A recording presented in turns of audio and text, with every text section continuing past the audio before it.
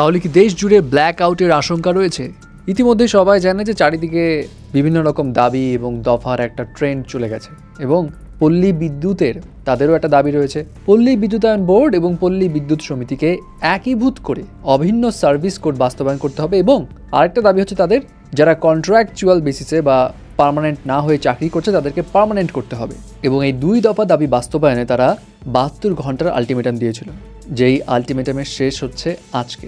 যারা জানে না তাদের উদ্দেশ্যে বলি, গ্রামাঞ্চলের 80% এলাকার 3,60,00,000 লাখেরও বেশি গ্রাহককে বিদ্যুৎ সরবরাহ করে যাচ্ছে এই পল্লী বিদ্যুৎ সমিতি, যেটা হচ্ছে বিদ্যুৎ সরবরাহের দিক দিয়ে সর্বোচ্চ। এখন প্রশ্ন হলো, আলটিমেটাম অনুযায়ী যদি দাবি দেওয়া পূরণ না হয় বা এই যে 2টা দফা এটা যদি বাস্তবায়ন না করা হয় তাহলে কি ঘটবে? আন্দোলনরত সেই পল্লী বিদ্যুতের এন্ড থেকে জানানো হয় 72 ঘন্টার এই আলটিমেটাম যদি না মানা হয় তাহলে গণছুটিতে যাবে সবাই এবং কর্মকর্তা কর্মচারী মিলিয়ে 45,000-এরও বেশি মানুষজন ছুটির আবেদন করেছে। যদি দাবি না মানা হয় তাহলে এইসব কর্মকর্তা কর্মচারী ছুটিতে যাবে এবং দেশ জুড়ে বিদ্যুতের ব্ল্যাক আউট হওয়ার সম্ভাবনা থাকবে।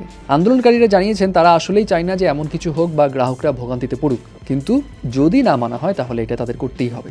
এবং তাদের কথা হচ্ছে পল্লী বিদ্যুৎ সমিতি থেকে প্রায় 45,000 কর্মকর্তা কর্মচারী সপ্তাহে 7 দিনই রোদ ঝড় বৃষ্টি উপেক্ষা করে দেশের 80% অঞ্চলের প্রায় 14 কোটি মানুষকে বিদ্যুৎ সাপ্লাই করে।